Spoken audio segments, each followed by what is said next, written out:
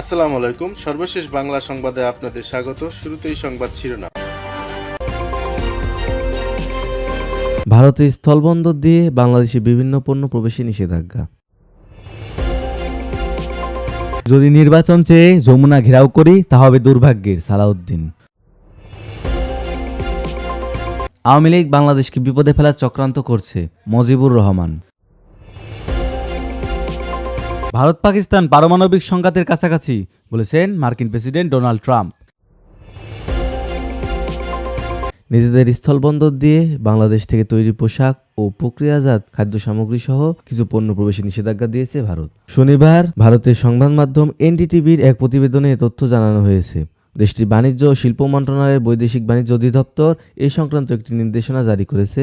এতে বলা হয়েছে, বাংলাদেশের কিছু নির্দিষ্ট পণ্য ভারতের স্থলবন্দর দিয়ে আসায় নিষেধাজ্ঞা আরোপ করা হয়েছে, যা তাৎক্ষণিকভাবে কার্যকর হবে। এর প্রেক্ষিতে বাংলাদেশ থেকে কোনো তৈরি পোশাক ভারতের কোনো স্থলবন্দর দিয়ে প্রবেশ করতে দেওয়া হবে না। শুধুমাত্র নহবাসভা এবং কলকাতা সমুদ্র বন্দর দিয়ে বাংলাদেশে তৈরি পোশাক ভারতে আসতে পারবে। বিজ্ঞপ্তিতে আরও বলা হয়েছে, বাংলাদেশ থেকে ফলের স্বাদযুক্ত এবং কার্বোনেটেড পানীয়, প্রক্রিয়াজাত খাদ্যদ্রব্য, তুলা এবং সুতার বর্জ্য, প্লাস্টিক এবং পিভিসি তৈরির পণ্য, রঞ্জক, প্লাস্টিকাইজার এবং দানাদার এবং কাঠের আসবাবপত্র, আসাম, মেঘালয়, ত্রিপুরা এবং মিজোরামের কোনো এলসিএস এবং আইসিপি এবং পশ্চিমবঙ্গের চ্যাংরাবান্ধা এবং ফুলবাড়ির এলসিএস দিয়ে অভ্যন্তরীণ চালান অনুমোদিত হবে না। এতে আরও বলা হয়েছে যে, বাংলাদেশ থেকে মাছ, এলপিজি, ভোজ্য তেল এবং চূর্ণ পাথর আমদানির ক্ষেত্রে এই বন্দর নিষেধাজ্ঞা প্রযোজ্য নয়। গত মাসে কিছু ভারতীয় পণ্যের উপর আরোপিত একই ধরনের নিষেধাজ্ঞা আরোপ করে ঢাকা। তারই প্রতিক্রিয়ায় ভারত সরকার শনিবার এই নিষেধাজ্ঞা আরোপ করেছে বলে জানানো হয়েছে প্রতিবেদনে। ভারতের বার্তা সংস্থা এএনআই জানিয়েছে, কলকাতা ও মহারাষ্ট্রের নেহবা শোভা বন্দরে দিয়ে যেহেতু এখন শুধুমাত্র বাংলাদেশে এসব পণ্য আনতে পারবে, এতে বাংলাদেশে এসব পণ্য পরিবহনের খরচ বাড়বে। জনগণ কিয়ামত পর্যন্ত অন্তর্বর্তী সরকারকে সমর্থন দেবে না বলে মন্তব্য করেছেন বিএনপির স্থায়ী কমিটির সদস্য সালাউদ্দিন আহমেদ। ডিসেম্বরের মধ্যে নির্বাচন দেওয়ার আহ্বান জানিয়ে তিনি বলেন, আমরা চাই না নির্বাচনের জন্য আবারও রাজপথে আন্দোলন হোক। জনগণ চায় প্রয়োজনীয় সংস্কার শেষে দ্রুত ভোট।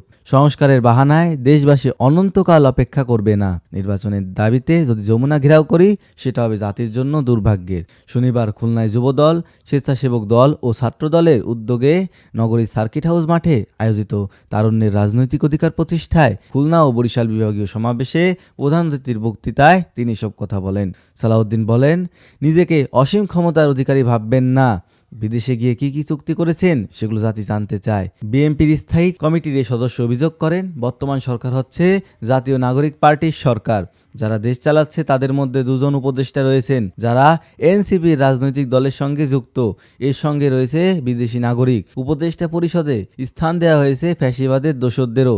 অবিলম্বে তাদের পদত্যাগ করতে বলুন, অন্যথায় তাদের অপসারণ করুন। তিনি আরও বলেন, বিএনপি ঘোষিত 31 দফা বাস্তবায়নের মাধ্যমে গণতান্ত্রিক মানবিক রাষ্ট্র প্রতিষ্ঠা করতে হবে এবং আজকের তরুণ ছাত্র যুবককে সেই 31 দফার অ্যাম্বাসেডর হতে হবে।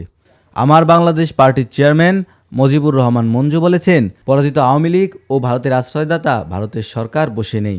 দিন রাত তারা ভাবছে কিভাবে বাংলাদেশকে বিপদে ফেলা যায়। আজ শনিবার বিকেলে এবি পার্টির প্রতিষ্ঠাবার্ষিকী উপলক্ষে খুলনায় এক আলোচনা সভায় এসব কথা বলেন এবি পার্টির প্রধান। খুলনা প্রেস ক্লাবে দলটির জেলা ও মহানগর শাখায় আয়োজিত এই আলোচনা সভার প্রধান অতিথি ছিলেন তিনি। দলটির সংবাদ বিজ্ঞপ্তি অনুযায়ী মজিবুর রহমান বলেন, ফ্যাসিবাদী শক্তির পক্ষ হয়ে বাংলাদেশকে অস্থিতিশীল করতে ভারতের ষড়যন্ত্রমূলক পুশিন ও পানি আগ্রাসনের ব্যাপারে অন্তর্বর্তী সরকার এবং দেশবাসীকে সোচ্চার ও সতর্ক থাকতে হবে। তিনি বলেন, ফ্যাসিবাদী শক্তি ষড়যন্ত্র ও তাদের পক্ষ হয়ে বাংলাদেশের বিরুদ্ধে ভারতের নির্লজ্জ আগ্রাসী মনোভাব দেশের স্বাধীনতা ও সার্বভৌমত্বকে হুমকির মুখে দাঁড় করিয়েছে। অন্তর্বর্তী সরকার ও ফ্যাসিবাদ বিরোধী সব পক্ষকে ক্ষুদ্র স্বার্থে বিভেদে লিপ্ত না হয়ে তা মোকাবেলায় ঐক্যবদ্ধ থাকতে হবে। সাম্প্রতিক সময়ে দেশের বিভিন্ন সীমান্তে ভারতীয় নাগরিকদের জোরপূর্বক বাংলাদেশে পুশিনের বিষয়টি উল্লেখ করে এবি পার্টির চেয়ারম্যান বলেন, সামনের বর্ষা মৌসুমে ভারত পানি আগ্রাসনের মাধ্যমে দেশকে ভয়াবহ বন্যার সম্মুখীন করতে পারে। এ ব্যাপারে এখন থেকে সচেতন ও সতর্কতা অবলম্বন করতে হবে। ছাত্র জনতার অভ্যুত্থানে শেখ হাসিনা সরকারের পতনের পর গণতন্ত্রের পক্ষের সব শক্তি মিলে একটি কর্মপরিকল্পনা গ্রহণ করা উচিত ছিল বলে মনে করেন এবি পার্টির প্রধান। তিনি বলেন সরকার সবাইকে নিয়ে দেশকে স্বাভাবিক অবস্থায় ফিরিয়ে আনা, খুনিদের বিচার, প্রয়োজনীয় সংস্কার এবং একটি অবাধ সুষ্ঠু নির্বাচনের রোডম্যাপ তৈরি করতে পারত। বড় রাজনৈতিক দলগুলোর উচিত ছিল পরস্পর বিবাদে লিপ্ত না হয়ে ঐক্যবদ্ধভাবে সেই রোডম্যাপ তৈরিতে ইতিবাচকভাবে সরকারের প্রতি চাপ ও সহযোগিতার পরিবেশ সৃষ্টি করা। বৈষম্য বিরোধী ছাত্র আন্দোলন এক্ষেত্রে দুই পক্ষের মাঝখানে সমন্বয়ে দায়িত্ব পালন করতে পারত, কিন্তু সেসব না করে যে যার মতো বিচ্ছিন্ন ও উস্কানিমূলক বক্তব্য দিয়ে পরিস্থিতিকে জটিল করে তুলেছে। মার্কিন প্রেসিডেন্ট ডোনাল্ড ট্রাম্প বলেছেন, পাকিস্তানকে উপেক্ষা করা যাবে না। দক্ষিণ এশিয়ার পরমাণু শক্তির দেশটির সঙ্গে সম্পর্ক বজায় রাখার গুরুত্বের উপর জোর দিয়ে তিনি সব মন্তব্য করেন। মার্কিন সংবাদ মাধ্যমকে দেওয়া সাক্ষাৎকারে ট্রাম্প বলেছেন, পাকিস্তান এবং ভারত বিপজ্জনকভাবে পারমাণবিক সংঘাতের কাছাকাছি। পরিস্থিতি এমন পর্যায়ে পৌঁছেছে যে পারমাণবিক যুদ্ধ যে কোনো সময় শুরু হয়ে যেতে পারে।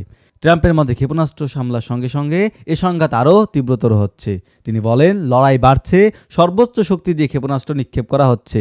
তিনি জোর দিয়ে বলেন, এরা ছোট শক্তি নয়, তারা প্রধান পারমাণবিক শক্তি। তিনি পাকিস্তানের সঙ্গে ইতিবাচক আলোচনার কথা উল্লেখ করেছেন। তিনি বলেন, পাকিস্তানের সঙ্গে আমাদের চমৎকার আলোচনা হয়েছে, যোগাযোগ চলছে। ট্রাম্প বলেন, তারা আমাদের সঙ্গে বাণিজ্য করতে চায়। তিনি স্বীকার করেছেন, পাকিস্তানের সঙ্গে মার্কিন বাণিজ্য সীমিত হলেও দ্বিপাক্ষিক সম্পর্ক ইতিবাচক রয়েছে। ট্রাম্প পাকিস্তানি জাতির প্রশংসা করে বলেন, তারা বুদ্ধিমান মানুষ, অসাধারণ কাজ করে। তিনি তার কর্মকর্তাদের উভয় দেশের সঙ্গে যোগাযোগের নির্দেশ দিয়েছেন বলে জানান। তার ভাষায়, আমি আমার জনগণকে পাকিস্তান এবং ভারতের সঙ্গে যোগাযোগ করতে বলেছি। মার্কিন প্রেসিডেন্ট উভয় দেশকে বাণিজ্যের দিকে মনোনিবেশ করার জন্য উৎসাহিত করার কথা স্মরণ করিয়ে দেন। তিনি বলেন, আমরা উভয় দেশকে বলেছিলাম আমাদের বাণিজ্য করা উচিত। একটি পৃথক বক্তব্যে ট্রাম্প দাবি করেছেন, ইরান যুক্তরাষ্ট্রের সঙ্গে চুক্তির জন্য আগ্রহী।